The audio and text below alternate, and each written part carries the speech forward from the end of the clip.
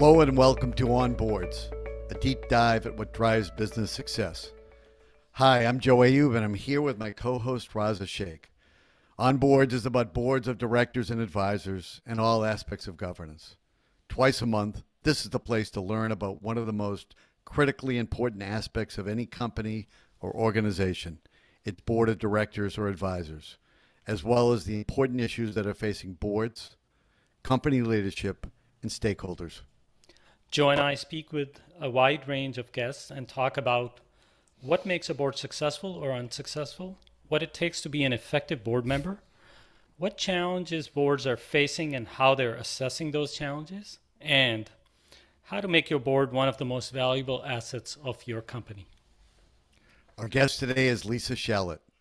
Lisa is an accomplished senior executive, corporate advisor, and independent board director with a remarkable breadth of leadership and operational experience over a 25-plus year career, including 13 years as a Goldman Sachs partner.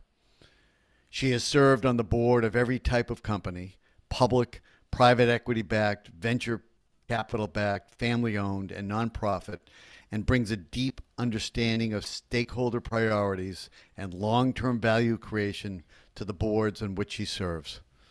Lisa retired from Goldman in 2015 and 2 years later founded Extraordinary Women on Boards, EWOB, a peer-to-peer community of hundreds of women directors from the US and around the world, focused on advancing board excellence, modernizing governance, and increasing board diversity.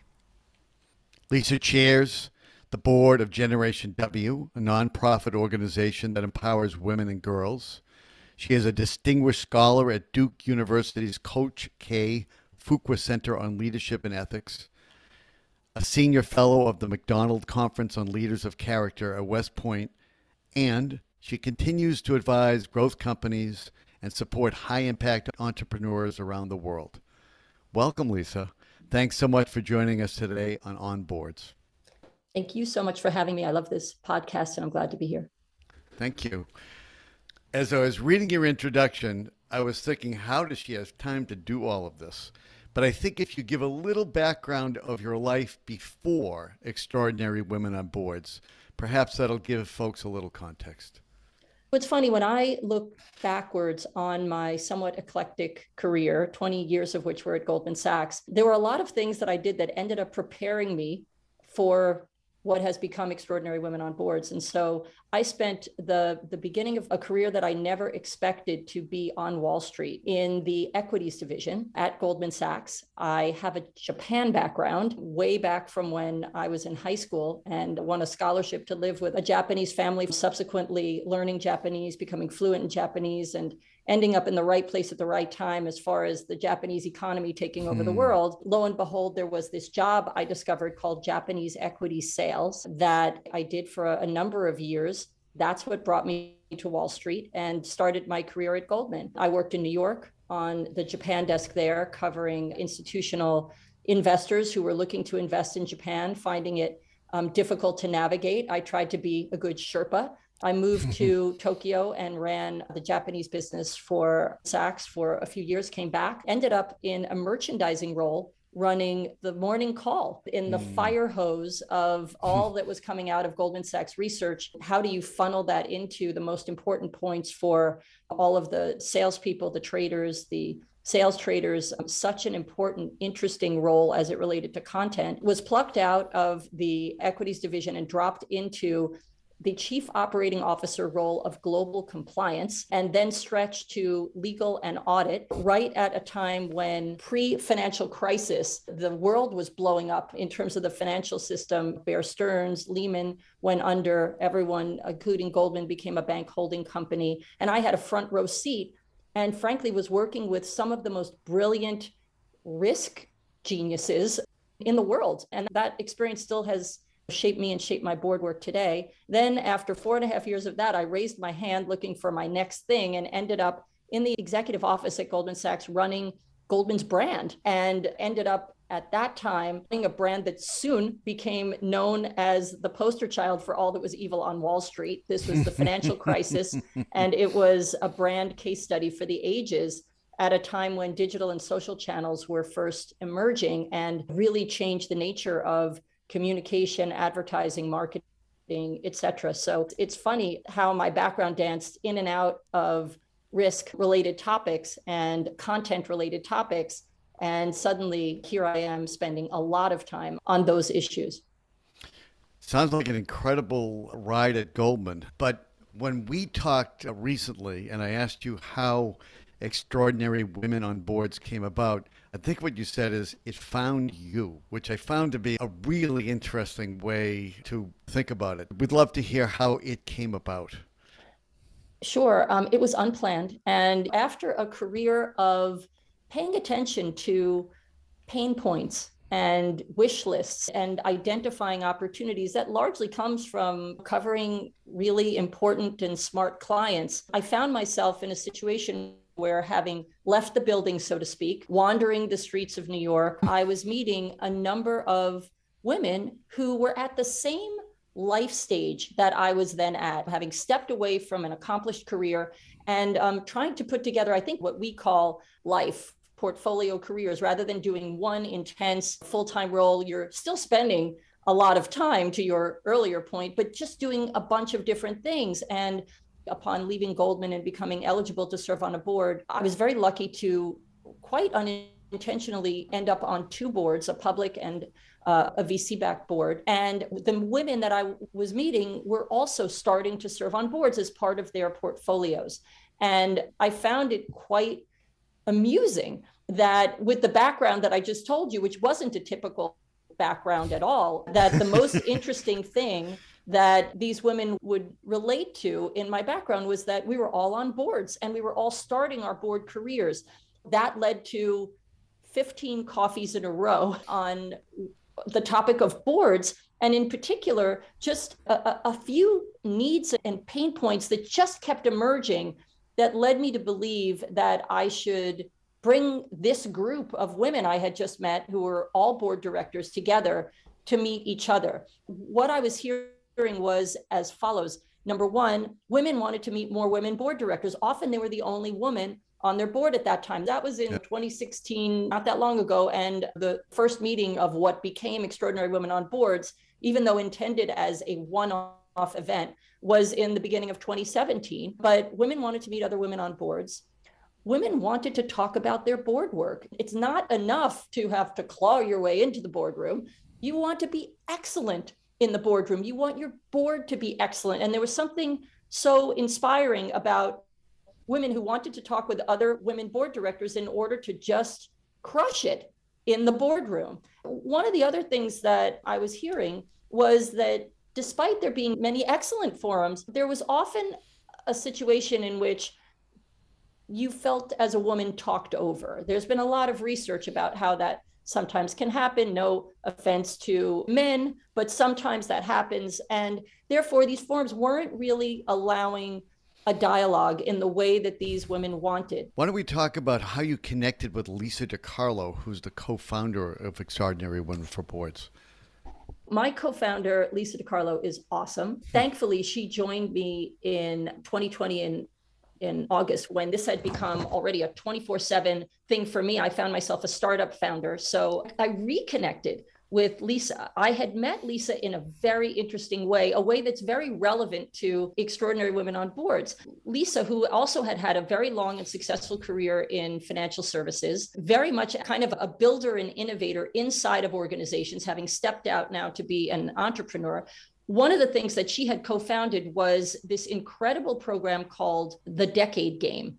And I was very lucky to be able to attend one of the Decade Game workshops in November of 2019, right before the pandemic moved everything to virtual. So this was in person, focused on helping women think about their lives in decades and really develop goals. And it was so aligned to how I was already thinking about my portfolio life. This is the brainchild of Carolyn Buckloose, who really created this notion of the Decade Game. We had already connected about this life stage. And when we came together, I had a community that was focused on boards, but also overlapped with the life stage. Lisa and I were still completely obsessed and passionate about transitions, about women in these transitions, and this point of kind of reimagining retirement. And we decided to go all in on the community of boards and try to combine those interests as best we can. It's been so much fun to work with her.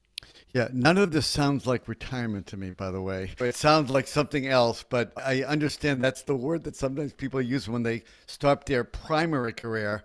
But the portfolio careers that you're describing, if anything, are more involving. Let's talk a little bit about that first meeting of what turned out to be extraordinary women on boards, and then what happened when COVID hit. Because I think what you've told us is that it kind of exploded after that, which is interesting. I got 15 women together that I had met in my coffee wanderings.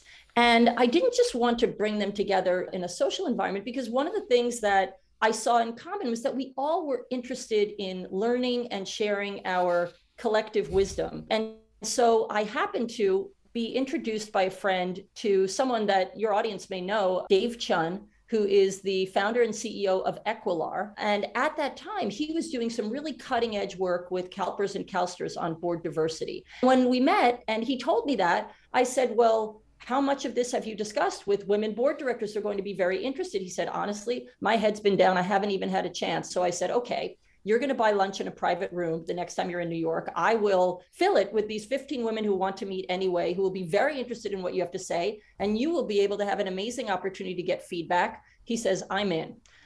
So that became this one-off gathering. It was intended to be at the end of it, like, okay, here's everyone's email addresses. Let's stay in touch. Now we know each other. And within 48 hours, every single woman who was in that room reached out to me and said, you're going to keep doing this. And a side hustle was born. From that point on, every 5 or 6 weeks, I would find a law firm to host us. I would gather this group together. And inevitably, as I found interesting topics to talk about, we did fireside chats and various things.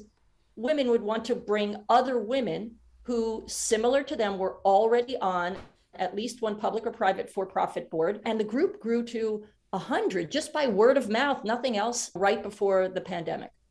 When the pandemic hit, what happened? Well, when the pandemic hit, and anyone in this audience serving on any kind of board, and certainly I'm sure the two of you remember vividly, like it became a serious fire hose experience. There was chaos. Boards were meeting 24/7. There were risks that folks were aware of, but that were all happening at the same time. And no one had really thought about the convergence of all those risks. There were completely new things on the table that no one had ever really discussed before. And so there was a tremendous need to get together and have discussions and really curate those discussions. I remember one of the things from those days was there was suddenly so much information available. Your board was meeting all the time. You wanted to stay on top of everything. You only had kind of a tunnel vision of what your board was focused on. So it seemed like a compelling opportunity to bring people together, to compare notes, to get a horizontal view, and kind of focus on all of these new risks. We flipped to Zoom. Zoom was a lot easier than planning a physical event. And it was just me at that point. I just did more of them. And people kept showing up. The fact that they kept showing up encouraged me to keep doing more of them. And with the geographical constraints removed in terms of referrals, the group quickly grew to hundreds of women who were on boards and wanted to be a part of this, referred by other members. It's funny, I sat in the same room for now, it feels like 2 years, and met through Zoom hundreds of truly extraordinary women. And we all would get together and have fantastic discussions. And the goal was leave the Zoom even smarter, go back to your boards and be even more influential, bring really good insights, and figure out what the emerging best practices were going to be.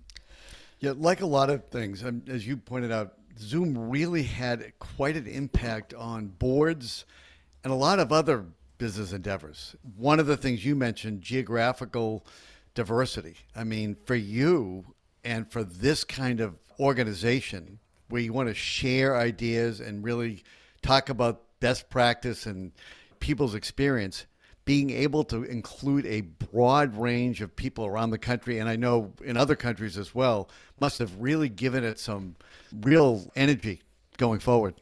There was a lot of energy in the Zoom. There still is to this day. When you think about it, we represent hundreds of boards. And in addition, the community itself has such a wealth of experience and expertise that sometimes we wonder why we bother finding an outside speaker, because there's usually an expert in the Zoom, so to speak. And the community's been really wonderful that way. I'll share one other observation about this hybrid world we live in. We actually tiptoed back into doing live events, and we did an event in New York right before Thanksgiving that was focused on crypto. Because one of the things that we want to do is make sure that we stay relevant and cutting edge. And it was in person, like in the old days. It was a panel discussion. There was a small audience. And we tried to do very engaging conversations where we learn not only from the speaker, but from the members asking questions. It was so hard to do in person the same way you can do in a Zoom. In a Zoom, it's much more egalitarian and it's much more inclusive because you see who's asking a question. And sometimes my line of sight in the room prevented me from seeing who was raising their hand. You know the questions in advance because people are putting them into the chat, so you can segue and manage a conversation much more thoughtfully than the mind reading or the surprise of who's raising their hand and what they're going to say can derail a conversation. And then some people are much more comfortable asking questions in a Zoom than in person. And so I've been reflecting on that ever since as to how we navigate going forward. It is funny that we all refer to 2019, barely 2.5 years ago, as the old days. Yeah. Because so much really has changed in a lot of what we do. It has. Lisa, what is it today? What activities are you doing? How do you help members? And what is the shape of conversation for EWOB today? Sure. What we offer are these, I'll call them educational sessions. They're really interactive, engaging Zoom sessions on important topics for board directors. And they're not topics that are discussed everywhere in the same way. We really try to come up with an interesting angle, always yielding, per my Goldman training, actionable insights. And what are the questions that you can bring back to your boardroom? We've gotten good feedback on that. Curation is still a very important part of it, the fire hose of both being out of the flow because you've left your organization that used to provide you with a lot of information, but bombarded by flow because we live in this fire hose world. We curate a newsletter every week, which really scans the environment quite eclectically for articles that ought to be relevant for board directors and why. And so we try to cultivate that. We have meet and greets so that people can still meet each other in Zoom. We came up with a great format for that. We also try to find our members board opportunities, because one of the pain points that we've heard emerge is that despite what you're told, which is once you get on your first board, it's easy to get on subsequent boards, that is just not true. And so Lisa and I have become very scrappy trying to find opportunities, and in doing so kind of help create more flow, more transparency, more access for our members, experienced board directors, and more opportunity to say, hey, this is what this board's looking for. Here's why I think I'm a fit. In doing so, we have really helped a lot of our members get on more boards, and we've helped the world seemingly understand that, yes, there are diverse, experienced board directors. We have a whole community of them. Please come tap our community, and we'd love to help you find a great fit. So those are some of the things that we do, and we are very entrepreneurial about it and keep innovating. That's such a great community that you've gathered, Lisa. And to your point, I think the excuse of is no longer valid, that we can't find qualified women to be on boards. That's really, really old. Talk a little bit about that supportive environment that you wanted to bring, where women can be comfortable having conversations that maybe they otherwise don't. How has EWOB created that environment?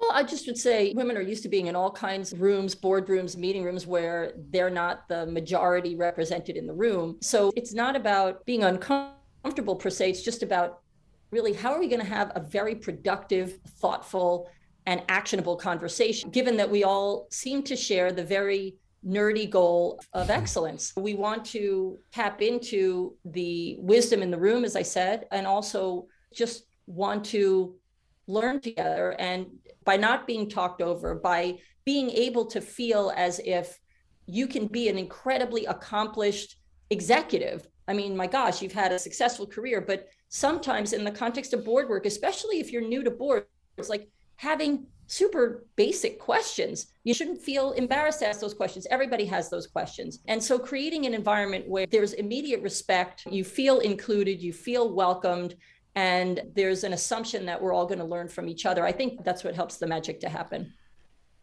I was going to say, being a board member is a different job. So even if you've had a career and you're now moving into the boardroom, being a board member on a active company that is going to challenge you is a different kind of job. So it's not surprising that whoever you are, it takes some work to kind of be as good maybe as a board member if you were in your other job. I'd just say for the companies bringing new board members on, women, men, or whoever it is, onboarding is just as important as identifying and recruiting the people that you're bringing onto your board, because if you don't do that right, then you're really not going to get the kind of value from really, really potentially great board members that you otherwise would. It sounds like you're doing with Extraordinary Women on Boards some of that work outside of the boardroom, which I think is terrific. It's a great idea. Yeah, I think that often there's so much effort put into finding a board director and not enough effort put into the onboarding, as you mentioned. There needs to be much more intentionality around that, because that's going to make or break the success of that board director. And especially when they're diverse, you want them to be successful, but to make someone feel like an only and just say, great, here's your seat, is not enough. Boards have culture, and it's so interesting to think about the dynamics in the room. So how are you setting the board up for success by bringing on any new member? It's incredibly important. The other thing that I think surprises me is just that there's not yet mandatory director education. It seems very much board by board. And so you might be a very experienced board director, but that doesn't mean that your information is as relevant as it used to be when you joined that board. It doesn't mean that you're as cutting edge. It really depends on your own discipline. And so I think that more can be done in that arena as well. Yeah, no question about that. I think, just to your point, companies put so much time into identifying and recruiting even one board member and then drop the ball because, as you put it, it's not just bringing that new member on and making sure he or she really has the best possible chance at succeeding greatly.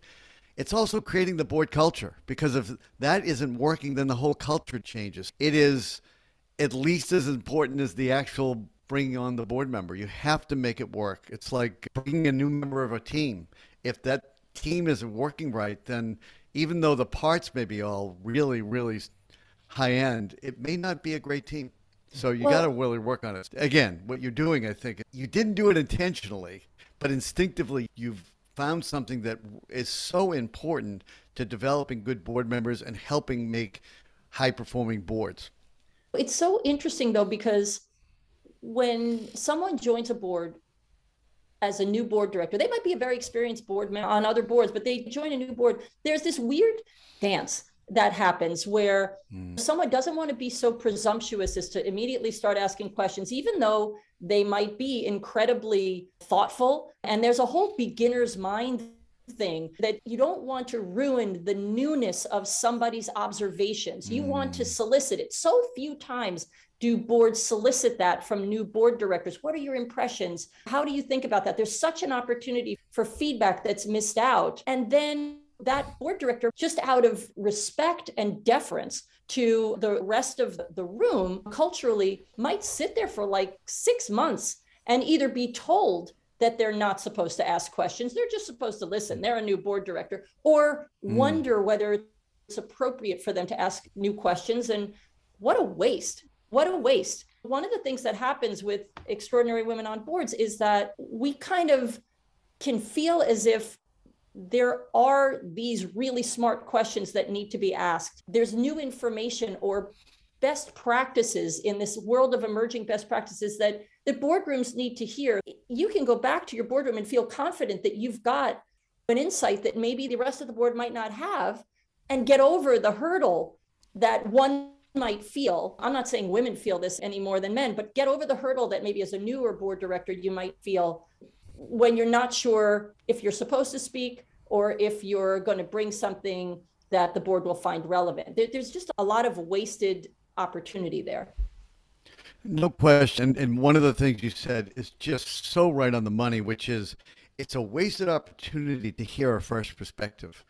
The idea that a new board member should just listen for a while. Well, yeah, of course, to some degree that's true.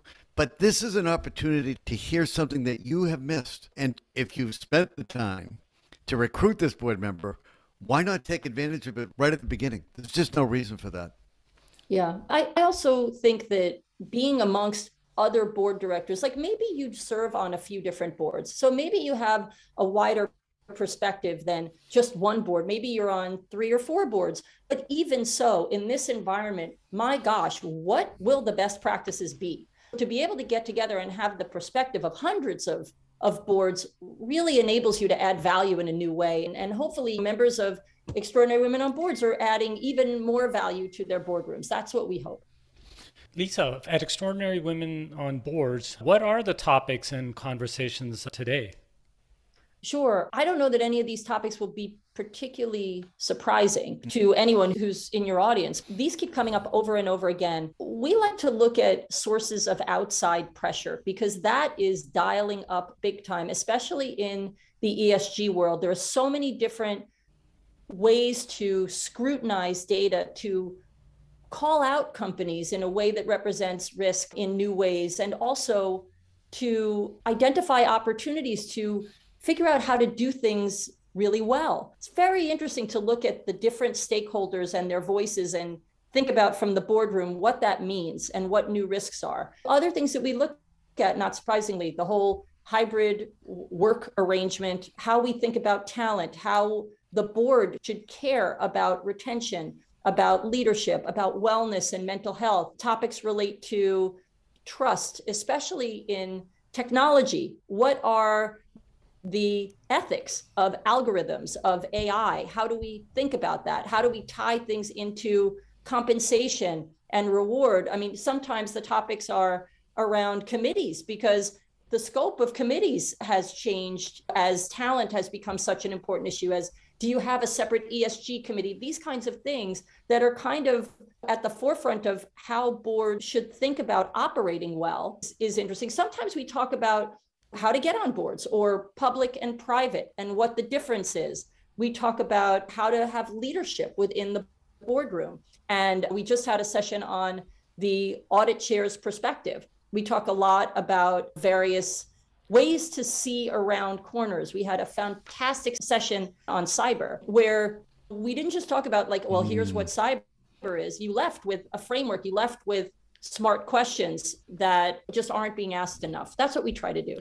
So one of the things that you've mentioned a few times is risk identification and talking about risk. And I wanted to mention that one of our favorite guests in the past was David Koenig, who started the DCRO. I'm not sure if you're familiar with them, but I try to let everyone know about them because he has started an organization that trains people to be qualified risk directors.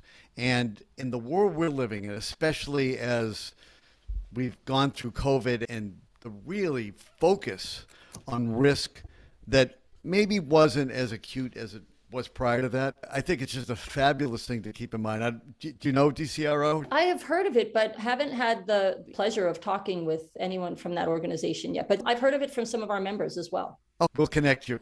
Oh, fantastic. Because Thank you. You would have a great conversation with David, that's for sure. Lisa, what boards are you currently serving on? I'm currently serving on 4 boards, and that might sound like a lot, especially given what I've just told you. But they're all different boards, and I personally find that really intellectually stimulating. I'm on one publicly listed board, which is PennyMac Financial Services. So the ticker is PFSI. AccuWeather, which is a well-known brand, but actually a family-owned company. Bully Pulpit Interactive, which is a cutting-edge digital company that's PE backed. And my most recent board is Empower Partners, which is a VC fund, where I'm the independent board director. And it was founded by some powerhouse women in Japan, who many of whom I know from my Goldman days, who started the first women-founded VC fund in Japan, and also the first fund focused on ESG. So very aligned with interests of mine. Wow, that's tremendous. Not to get into any specific issues, but the combination of the boards that you're on, are they facing similar type of issues that you are talking at EWOB about? As a board director myself, I think that sitting in the boardroom is the perspective that we try to bring to the conversations that we have. If we're not relevant, then why bother? But there are definitely issues that are cutting across all of these boards that I sit on for sure. And then there are things that, not surprisingly, are just specific to the boards. But I find that there's a lot of convergence around the same kinds of topics. And that makes the discovery of emerging best practices more important. Yeah, it's current, it's fresh. You're seeing the same things, and that's what you're bringing to your audience. Lisa, how can people connect to Extraordinary Women on Board, and how can they become members of your organization?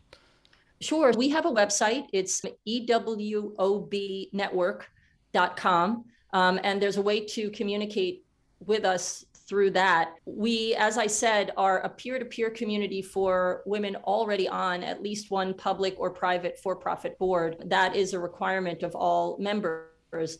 Sometimes that creates a really difficult situation when an extraordinary woman who is not yet on a board reaches out to us. We try to be helpful, but we also try to stay focused. And so we're trying to think about how to potentially serve that group as well. But I think reaching out through our website is a great way to do that. Fantastic. We will encourage people to do it, and we'll post that on our website as well. Lisa, it's been a great conversation today. Thanks so much for joining us. And thank you all for listening to On Boards with our special guest, Lisa Shallot. Thank you so much. We have a request for our listeners. Please take a moment to rate and review On Board's podcast on your Apple Podcast app if you enjoyed listening to it. It really helps others discover our podcast. Also, you can visit our website at onboardspodcast.com. That's onboardspodcast.com. We'd love to hear your comment, suggestion, and feedback. Please stay safe and take care of yourselves, your families, and your communities as best you can. Raza, you take care too. You too, Joe. Thanks.